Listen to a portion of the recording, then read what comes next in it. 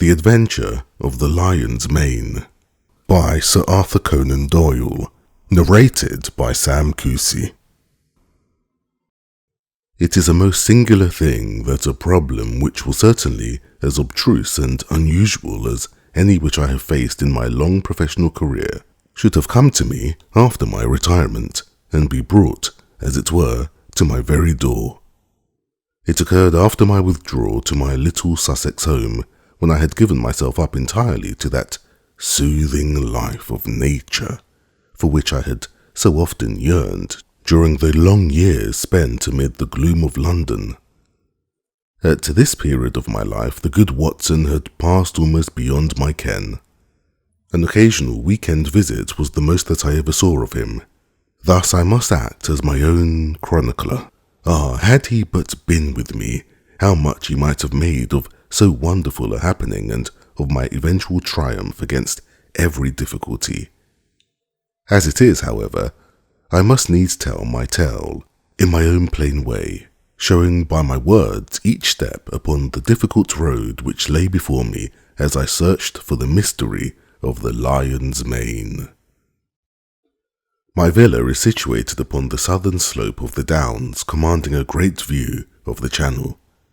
At this point, the coastline is entirely of chalk cliffs, which can only be descended by a single, long, tortuous path, which is steep and slippery. At the bottom of the path lie 100 yards of pebbles and shingle, even when the tide is at full. Here and there, however, there are curves and hollows which make splendid swimming pools filled afresh with each flow. This admirable beach extends for some miles in each direction, save only at one point where the little cove and village of Fulworth break the line.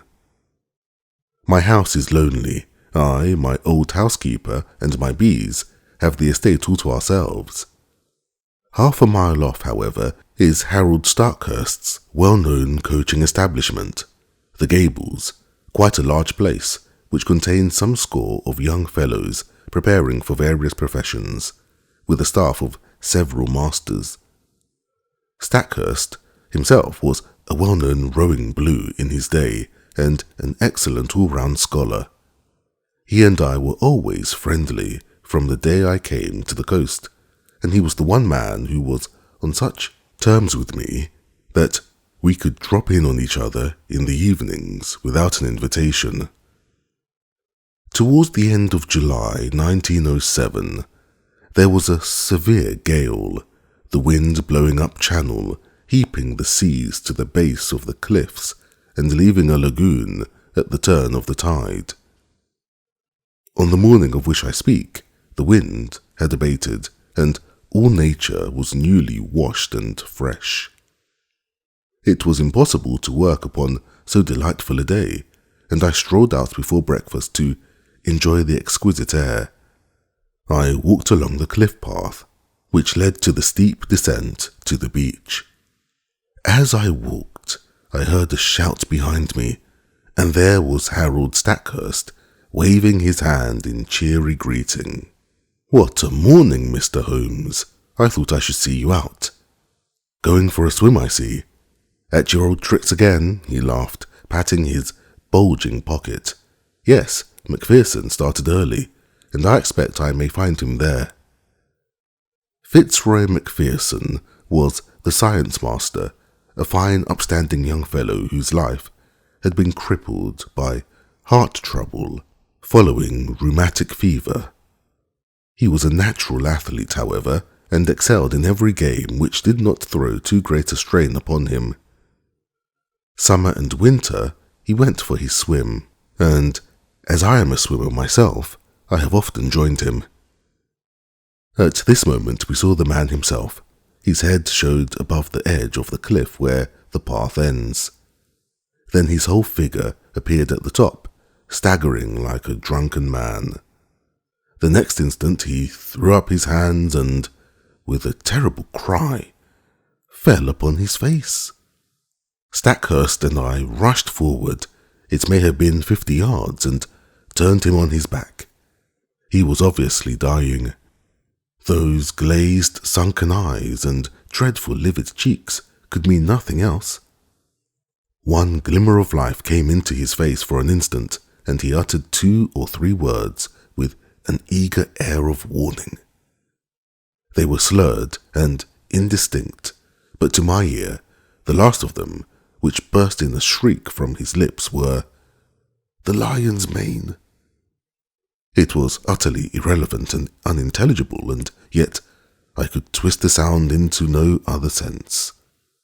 Then he half raised himself from the ground, threw his arms into the air, and fell forward on his side. He was dead. My companion was paralyzed by the sudden horror of it, but I, as may well be imagined, had every sense on the alert. And I had need, for it was speedily evident that we were in the presence of an extraordinary case. The man was dressed only in his Burberry overcoat, his trousers, and an unlaced pair of canvas shoes. As he fell over, his Burberry, which had been simply thrown round his shoulders, slipped off, exposing his trunk. We stared at it in amazement. His back was covered with dark red lines, as though he had been terribly flogged by a thin wire scourge. The instrument with which this punishment had been inflicted was clearly visible, for the long, angry wheels curved round his shoulders and ribs. There was blood dripping down his chin, for he had bitten through his lower lip in the paroxysm of his agony. His drawn and distorted face told how terrible that agony had been. I was kneeling and Stackhurst standing by the body when a shadow fell across us, and we found that Ian Murdoch was by our side. Murdoch was the mathematical coach at the establishment, a tall, dark, thin man, so taciturn and aloof that none can be said to have been his friend. He seemed to live in some high abstract region of surds and conic sections, with little to connect him with ordinary life. He was looked upon as an oddity by the students and would have been their butt, but there was some strange, outlandish blood in the man, which showed itself not only in his cold black eyes and swarthy face, but also in occasional outbreaks of temper, which could only be described as ferocious. On one occasion, being plagued by a little dog belonging to McPherson, he had caught the creature up and hurled it through the plate-glass window, an action for which Stackhurst would certainly have given him his dismissal had he not been a very valuable teacher. Such was the strange, complex man who now appeared beside us. He seemed to be honestly shocked at the sight before him, though the incident of the dog may show that there was no great sympathy between the dead man and himself. Poor fellow! Poor fellow! What can I do? How can I help? Were you with him? Can you tell us what happened? No, I was late this morning. I was not on the beach at all. I have come straight from the Gables. What can I do? You can hurry to the police station at Fulworth. Report the matter at once. Without a word, he made off at top speed, and I proceeded to take the matter in hand, while Stackhurst, dazed at this tragedy, remained by the body. My first task, naturally, was to note who was on the beach. From the top of the path I could see the whole sweep of it, and it was absolutely deserted, save that 2 or 3 dark figures could be seen, far away, moving towards the village of Fulworth. Having satisfied myself upon this point, I walked slowly down the path. There was clay or soft marl mixed with the chalk, and every here and there I saw the same footstep, both ascending and descending. No one else had gone down to the beach by this track that morning. At one place I observed the print of an open hand with the fingers towards the incline. This could only mean that poor McPherson had fallen as he ascended. There were rounded depressions too, which suggested that he had come down upon his knees more than once. At the bottom of the path was the considerable lagoon left by the retreating tide. At the side of it, McPherson had undressed, for there lay his towel on a rock. It was folded and dry, so that it would seem that, after all, he had never entered the water. Once or twice, as I hunted round amid the hard shingle, I came on little patches of sand, where the print of his canvas shoe, and also of his naked foot, could be seen. The latter fact proved that he had made already to bathe, though the towel indicated that he had not actually done so. And here was the problem clearly defined, as strange as one had ever confronted me. The man had not been on the beach more than a quarter of an hour at the most. Stackhurst had followed him from the Gables, so there could be no doubt about that.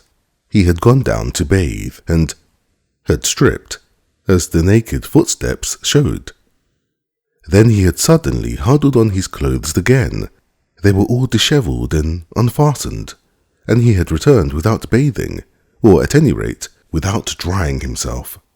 And the reason for his change of purpose had been that he had been scourged in some savage, inhuman fashion, tortured until he bit his lip through in his agony, and was left with only strength enough to crawl away and to die. Who had done this barbarous deed? There were, it is true, small grottos and caves in the base of the cliffs, but the low sun shone directly into them, and there was no place for concealment.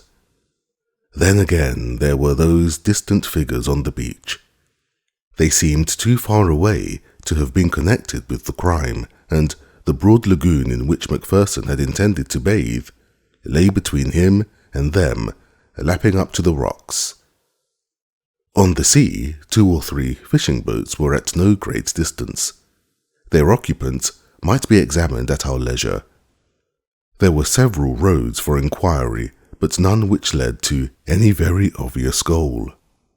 When I at last returned to the body, I found that a little group of wondering folk had gathered round it.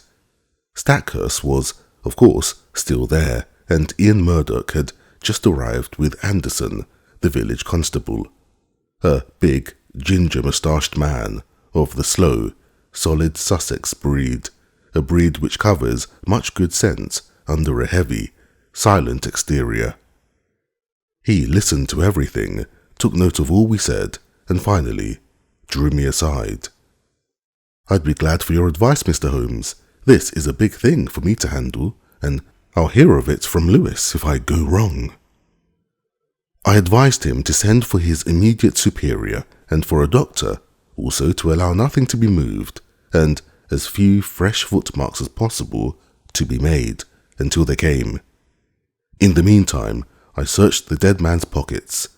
There were his handkerchief, a large knife, and a small folding card case.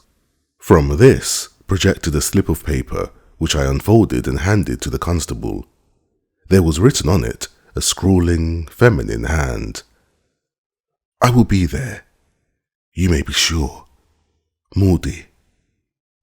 It read like a love affair, an assignation, though when and where were a blank. The constable replaced it in the card case and returned it with the other things to the pockets of the Burberry. Then, as nothing more suggested itself, I walked back to my house for breakfast, having first arranged that the base of the cliffs should be thoroughly searched. Stackhurst was round in an hour or two to tell me that the body had been removed to the Gables, where the inquest would be held. He brought with him some serious and definite news. As I expected, nothing had been found in the small caves below the cliff, but he had examined the papers in McPherson's desk, and there were several which showed an intimate correspondence with a certain Miss Maud Bellamy of Falworth. We had then established the identity of the writer of the note. "The police have the letters," he explained. "I could not bring them, but there is no doubt that it was a serious love affair. I see no reason, however, to connect it with that horrible happening save indeed that the lady had made an appointment with him. But hardly at a bathing pool, which all of you were in the habit of using, I remarked. It is mere chance, said he, that several of the students were not with McPherson. Was it mere chance? Stackhurst knit his brows in thought. Ian Murdoch held them back, said he. He would assist upon some algebraic demonstration before breakfast. Poor chap, he is dreadfully cut up about it all. And yet I gather that they were not friends. At one time they were not, but for a year or more, Murdoch has been as near to McPherson as he ever could be to anyone. He is not of a very sympathetic disposition by nature. So I understand. I seem to remember your telling me once about a quarrel over the ill usage of a dog. That blew over all right. But left some vindictive feeling, perhaps. No, I'm sure they were real friends. Well then, we must explore the matter of the girl. Do you know her? Everyone knows her. She is the beauty of the neighbourhood, a real beauty, Holmes, who would draw attention everywhere. I knew that McPherson was attracted by her, but I had no notion that it had gone so far as these letters would seem to indicate. But who is she? She is the daughter of old Tom Bellamy, who owns all the boats and bathing cots at Falworth. He was a fisherman to start with, but now is a man of some substance. He and his son William run the business. Shall we walk to Falworth and see them? On what pretext? Oh, we can easily find a pretext. After all, this poor man did not ill-use himself in this outrageous way. Some human hand was on the handle of that scourge, if indeed it was a scourge which inflicted the injuries. His circle of acquaintances in this lonely place was surely limited. Let us follow it up in every direction, and we can hardly fail to come up upon the motive which, in turn, should lead us to the criminal. It would have been a pleasant walk across the thyme-scented downs had our minds not been poisoned by the tragedy we had witnessed. The village of Falworth lies in a hollow curving in a semicircle round the bay. Behind the old-fashioned hamlet, several modern houses have been built upon the rising ground. It was to one of these that Stackhurst guided me. That's the Haven, as Bellamy called it, the one with the corner tower and slate roof. Not bad for a man who started with nothing, but by Jove, look at that! The garden gate of the Haven had opened and a man had emerged. There was no mistaking that tall, angular, straggling figure. It was Ian Murdoch, the mathematician. A moment later we confronted him upon the road. "Hello," said Stackhurst. The man nodded, gave us a sideways glance from his curious dark eyes, and would have passed us, but his principal pulled him up. "What were you doing there?" he asked. Murdoch's face flushed with anger. "I am your subordinate, sir, under your roof. I am not aware that I owe you any account of my private actions." Stackhurst's nerves were near the surface after all he had endured. Otherwise, perhaps, he would have waited. Now he lost his temper completely. "In the circumstances, your answer is pure impertinence, Mr. Murdoch. Your own question might perhaps come under the same heading. This is not the first time that I have had to overlook your insubordinate ways. It will certainly be the last. You will kindly make fresh arrangements for your future as speedily as you can." I had intended to do so.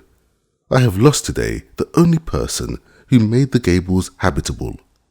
He strode off upon his way, while Stackhurst, with angry eyes, stood glaring after him. "Is he not an impossible, intolerable man?" he cried. The one thing that impressed itself forcibly upon my mind was that Mr. Ian Murdoch was taking the first chance to open a path of escape from the scene of the crime. Suspicion, vague and nebulous, was now beginning to take outline in my mind. Perhaps the visit of the Bellamys might throw some further light upon the matter. Stackhurst pulled himself together, and we went forward to the house. Mr. Bellamy proved to be a middle-aged man with a flaming red beard. He seemed to be in a very angry mood, and his face was soon as florid as his hair. "No, sir, I do not desire any particulars. My son here," indicating a powerful young man with a heavy, sullen face in the corner of the sitting room, "is of one mind with me that Mr. Macpherson's attentions to Maud were insulting. Yes, sir, the word marriage was never mentioned, and yet there were letters and meetings, and a great deal more of which neither of us could approve. She has no mother, and we are her only guardians. We are determined." But the words were taken from his mouth by the appearance of the lady herself. There is no gainsaying that she would have graced any assembly in the world. Who could have imagined that so rare a flower would grow from such a root and in such an atmosphere? Women have seldom been an attraction to me, for my brain has always governed my heart, but I could not look upon her perfect, clear-cut face, with all the soft freshness of the downlands in her delicate colouring, without realizing that no young man would cross her path unscathed. Such was the girl who had pushed open the door and stood now, wide-eyed and intense, in front of Harold Stackhurst. "I already know that Fitzroy is dead," she said. "Do not be afraid to tell me the particulars." "This other gentleman of yours, let us know the news," explained the father. "There is no reason why my sister should be brought into the matter," growled the younger man. The sister turned a sharp, fierce look upon him. "This is my business, William. Kindly leave me to manage it in my own way. By all accounts, there has been a crime committed. If I can help to show who did it, it is the least I can do for him who is gone." She listened to a short account from my companion with a composed concentration, which showed me that she possessed strong character as well as great beauty. Maud Bellamy will always remain in my memory as a most complete and remarkable woman. It seems that she already knew me by sight, for she turned to me at the end. "Bring them to justice, Mr. Holmes. You have my sympathy and my help, whoever they may be." It seemed to me that she glanced defiantly at her father and brother as she spoke. "Thank you," said I. "I value a woman's instinct in such matters. You used the word they. You think that more than one was concerned." I knew Mr. Macpherson well enough to be aware that he was a brave and a strong man. No single person could ever have inflicted such an outrage upon him. "Might I have one word with you alone?" "I tell you, Maud, not to mix yourself up in the matter," cried her father angrily. She looked at me helplessly. "What can I do?" "The whole world will know the facts presently, so there can be no harm if I discuss them here," said I. I should have preferred privacy, but if your father will not allow it, he must share the deliberations. Then I spoke of the note which had been found in the dead man's pocket. "It is sure to be produced at the inquest. May I ask you to throw any light upon it that you can?" "I see no reason for mystery," she answered. "We were engaged to be married, and we only kept it secret because Fitzroy's uncle, who is very old and said to be dying, might have disinherited him if he had married against his wish. There was no other reason."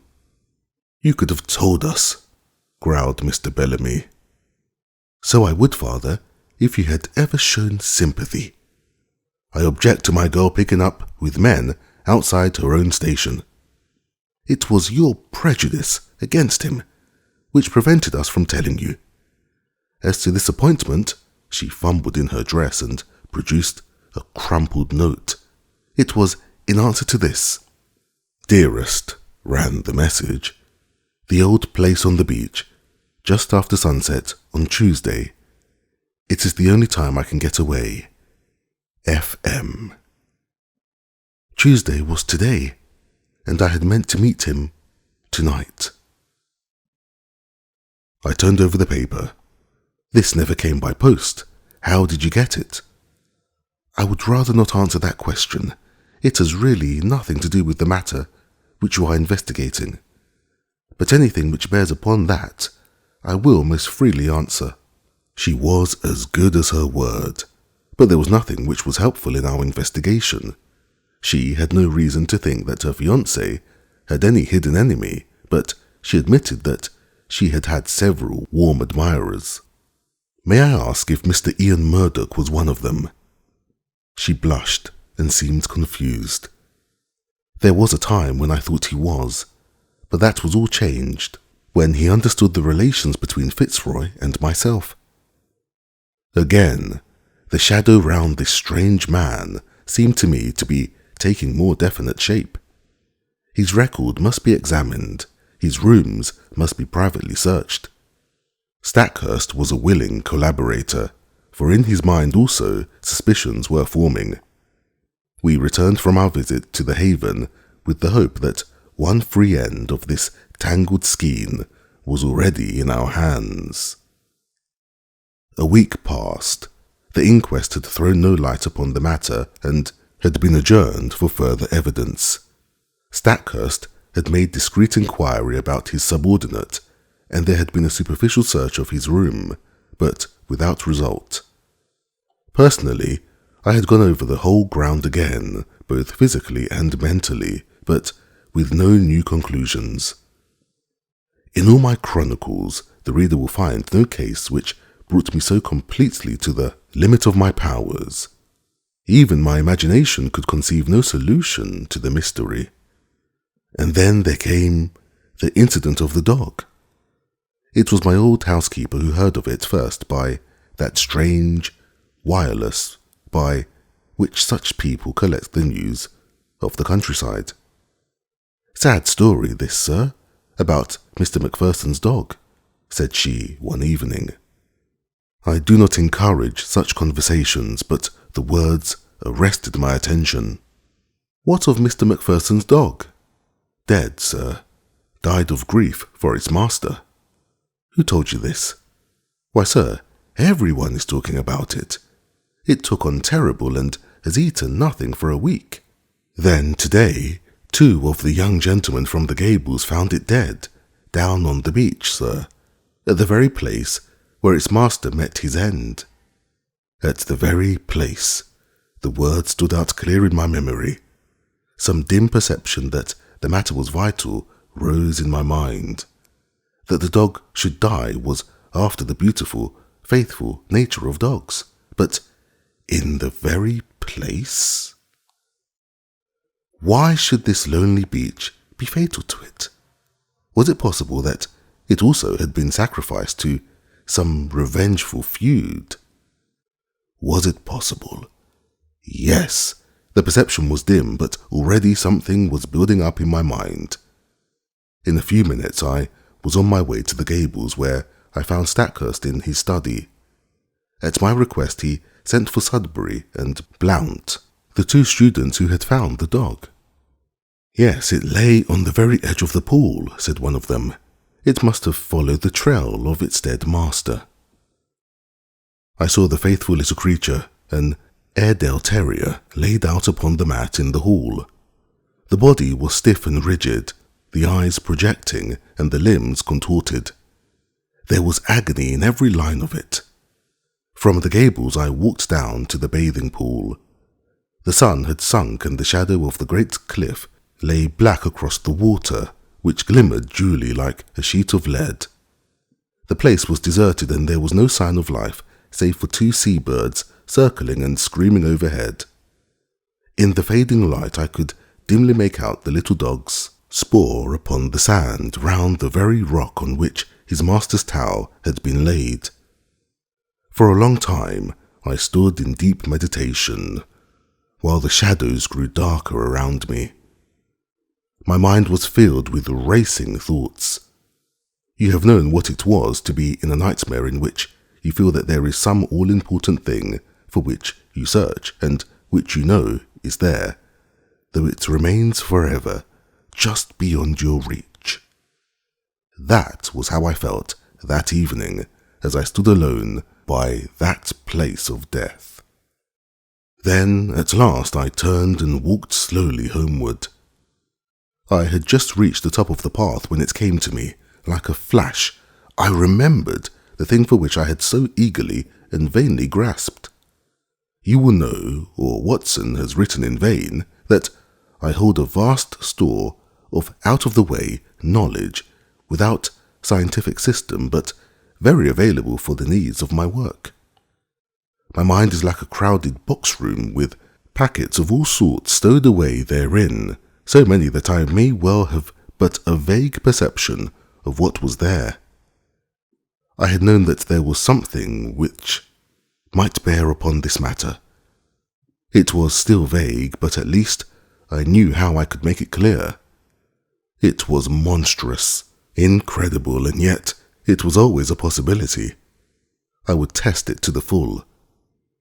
There is a great garret in my little house which is stuffed with books. It was into this hat that I plunged and rummaged for an hour.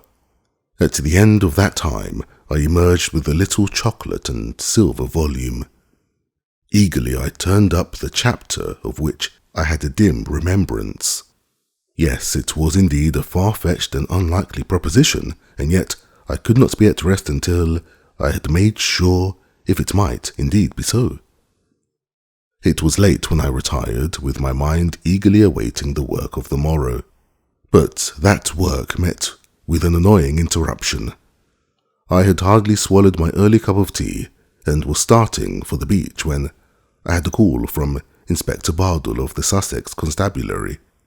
A steady, solid, bovine man with thoughtful eyes, which looked at me now with a very troubled expression. "I know your immense experience, sir," said he. "This is quite unofficial, of course, and need go no farther, but I am fairly up against it in this McPherson case. The question is, shall I make an arrest or shall I not?" "Meaning Mr. Ian Murdoch?" "Yes, sir. There is really no one else when you come to think of it. That's the advantage of this solitude. We narrow it down to a very small compass. If he did not do it, then who did? What do you have against him?" He had gleaned along the same furrows as I had. There was Murdoch's character and the mystery which seemed to hang round the man. His furious burst of temper, as shown in the incident of the dog. The fact that he had quarrelled with McPherson in the past, and that there was some reason to think that he might have resented his attentions to Miss Bellamy. He had all my points, but no fresh ones, save that Murdoch seemed to be making every preparation for departure. What would my position be if I let him slip away with all this evidence against him? The burly, phlegmatic man was sorely troubled in his mind. "Consider," I said, "all the essential gaps in your case. On the morning of the crime, he can surely prove an alibi. He had been with his scholars till the last moment, and within a few minutes of McPherson's appearance, he came upon us from behind.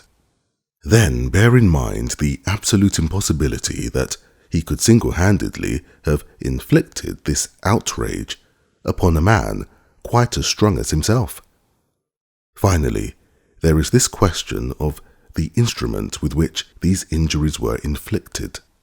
What could it be but a scourge or flexible whip of some sort? Have you examined the marks? I asked. I have seen them, so has the doctor, but I have examined them very carefully with a lens. They have peculiarities. What are they, Mr. Holmes? I stepped to my bureau and brought out an enlarged photograph. This is my method in such cases, I explained. You certainly do things thoroughly, Mr. Holmes. I should hardly be what I am if I did not. Now let us consider this wheel which extends round the right shoulder. Do you observe anything remarkable? I can't say I do. Surely it is evident that it is unequal in its intensity. There is a dot of extravasated blood here, and another there. There are similar indications in this other wheel down here. What can that mean? I have no idea. Have you? Perhaps I have. Perhaps I haven't. I may be able to say more soon. Anything which will define what made that mark will bring us a long way towards the criminal. It is, of course, an absurd idea, said the policeman, but if a red-hot net of wire had been laid across the back, then these better marked points would represent where the mesh crossed each other. A most ingenious comparison, or shall we say, a very stiff cat-o'-nine-tails with small hard knots upon it. By Jove, Mr. Holmes, I think you have hit it. Or there may be some very different cause, Mr. Bardell, but your case is far too weak for an arrest. Besides, we have those last words, the lion's mane. I have wondered whether Ian— Yes, I have considered that, if the second word had borne any resemblance to Murdoch, but it did not. He gave it almost in a shriek. I am sure that it was Maine. Have you no alternative, Mr. Holmes? Perhaps I have, but I do not care to discuss it until there is something more solid to discuss. And when will that be? In an hour, possibly less. The inspector rubbed his chin and looked at me with dubious eyes. I wish I could see what was in your mind, Mr. Holmes. Perhaps it's those fishing boats. No, they were too far out. Well then, is it Bellamy and that big son of his? They were not too sweet upon Mr. McPherson. Could they have done him a mischief? No, you won't draw me until I am ready, said I, with a smile. Now, Inspector, we each have our own work to do.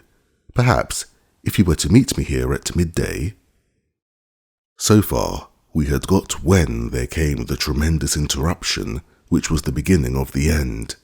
My outer door was flung open. There were blundering footsteps in the passage, and Ian Murdoch staggered into the room, pallid, dishevelled, his clothes in wild disorder, clawing with his bony hands at the furniture to hold himself erect. "Brandy! Brandy!" he gasped, and fell groaning upon the sofa. He was not alone. Behind him came Stackhurst, hatless and panting, almost as distrait as his companion. Yes, brandy," he cried. "The man is at his last gasp. It was all I could do to bring him here. He fainted twice upon the way." Half a tumbler of the raw spirit brought about a wondrous change. He pushed himself up on one arm and swung his coat from his shoulders. "For God's sake, oil, opium, morphia," he cried. "Anything to ease this infernal agony." The inspector and I cried out at the sight. There, crisscrossed upon the man's naked shoulder, was the same strange, reticulated pattern of red, inflamed lines which had been the death mark of Fitzroy McPherson. The pain was evidently terrible, and was more than local, for the sufferer's breathing would stop for a time, his face would turn black, and then, with loud gasps, he would clap his hand to his heart, while his brow dropped beads of sweat. At any moment he might die. More and more brandy was poured down his throat, each fresh dose bringing him back to life. Pads of cotton wool, soaked in salad oil, seemed to take the agony from the strange wounds. At last his head fell heavily upon the cushion. Exhausted nature had taken refuge in its last storehouse of vitality. It was half asleep and half a faint, but at least it was ease from pain. To question him had been impossible, but the moment we were assured of his condition, Stackhurst turned upon me. "My God," he cried, "what is it, Holmes? What is it?" "Where did you find him?" "Down on the beach, exactly where poor McPherson met his end. If this man's heart had been weak as McPherson's was, he would not be here now. More than once I thought he was gone, as I brought him up. It was too far to the Gables, so I made for you. Did you see him on the beach? I was walking on the cliff when I heard his cry. He was at the edge of the water, reeling about like a drunken man. I ran down, threw some clothes about him, and brought him up. For heaven's sakes, Holmes, use all the powers you have and spare no pains to lift the curse from this place, for life is becoming unendurable. Can you, with all your worldwide reputation, do nothing for us? I think I can, Stackhurst. Come with me now, and you, Inspector, come along. We will see if we cannot deliver this murderer into your hands. Leaving the unconscious man in the charge of my housekeeper, we all three went down to the deadly lagoon. On the shingle there was piled a little heap of towels and clothes left by the stricken man. Slowly I walked round the edge of the water, my comrades in Indian file behind me. Most of the pool was quite shallow, but under the cliff where the beach was hollowed out it was 4 or 5 feet deep. It was to this part that a swimmer would naturally go, for it formed a beautiful, pellucid green pool, as clear as crystal. A line of rocks lay above it at the base of the cliff, and along this I led the way, peering eagerly into the depths beneath me. I had reached the deepest and stillest pool when my eyes caught that for which they were searching, and I burst into a shout of triumph. "Cyanea!" I cried. "Cyanea! Behold the lion's mane!" The strange object at which I pointed did indeed look like a tangled mass torn from the mane of a lion. It lay upon a rocky shelf some 3 feet under the water, a curious waving, vibrating, hairy creature with streaks of silver among its yellow tresses. It pulsated with a slow, heavy dilation and contraction.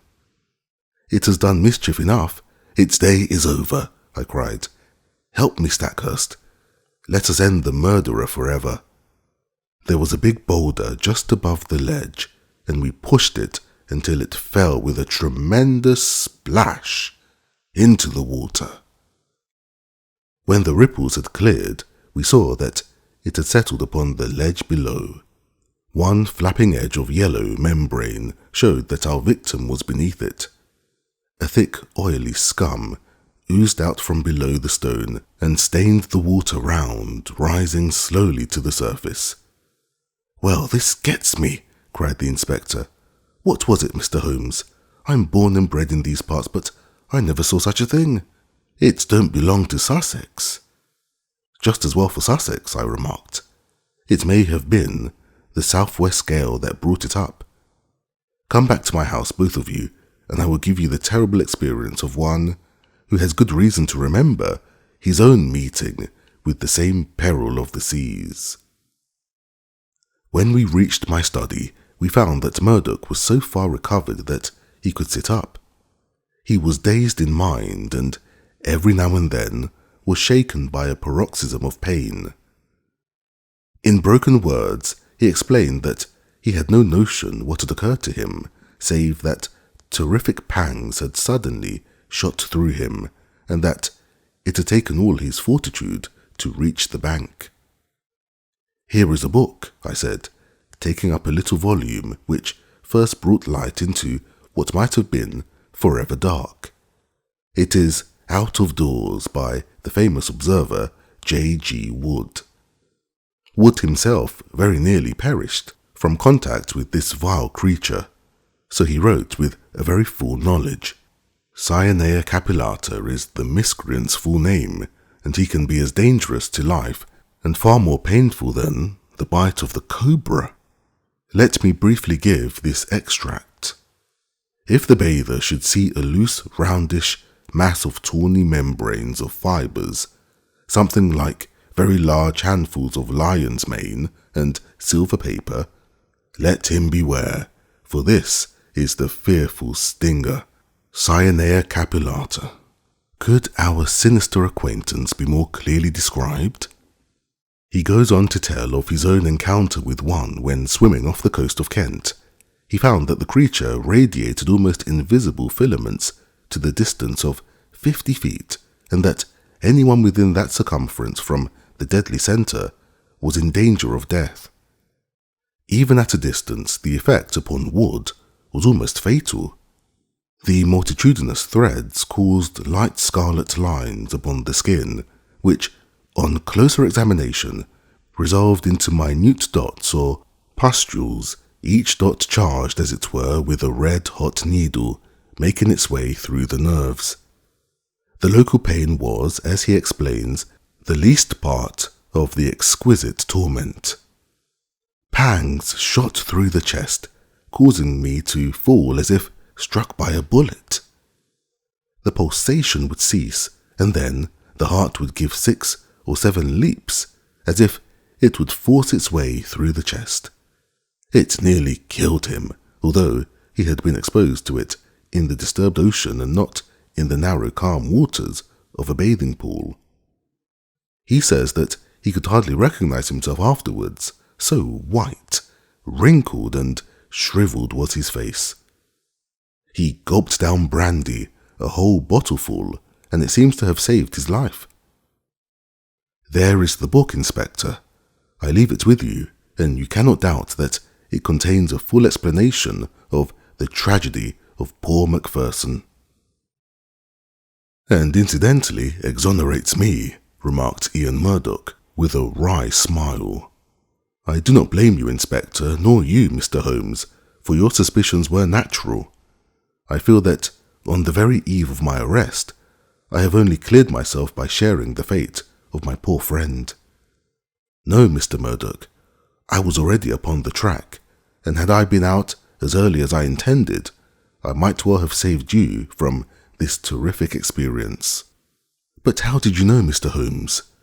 I am an omnivorous reader with a strangely retentive memory for trifles. That phrase, the lion's mane, haunted my mind. I knew that I had seen it somewhere in an unexpected context. You have seen that it does describe the creature. I have no doubt that it was floating on the water when Macpherson saw it, and that this phrase was the only one by which he could convey to us a warning as to the creature which had been his death.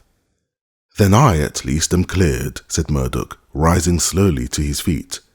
There are 1 or 2 words of explanation which I should give, for I know the direction in which your inquiries have run. It is true that I love this lady, but from the day when she chose my friend Macpherson, my one desire was to help her to happiness. I was well content to stand aside and act as their go-between.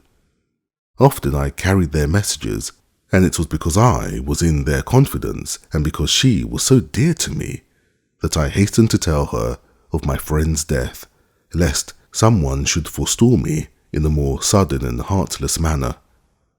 She would not tell you, sir, of our relations, lest you disapprove and I might suffer. But with your leave, I must try to get back to the Gables, for my bed will be very welcome. Stackhurst held out his hand.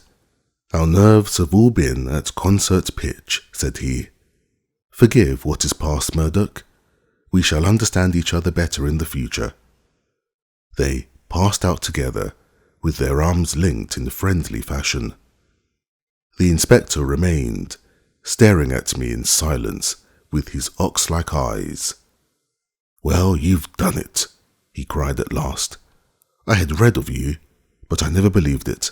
It's wonderful. I was forced to shake my head. To accept such praise was to lower one's own standards. I was slow at the outset, culpably slow. Had the body been found in the water, I could hardly have missed it. It was the towel which misled me. The poor fellow had never thought to dry himself, and so I in turn was led to believe that he had never been in the water. Why then should the attack of any water creature suggest itself to me? That was where I went astray. Well, well, Inspector, I often ventured to chafe you gentlemen in the police force, but Scienere Capillata very nearly avenged Scotland Yard.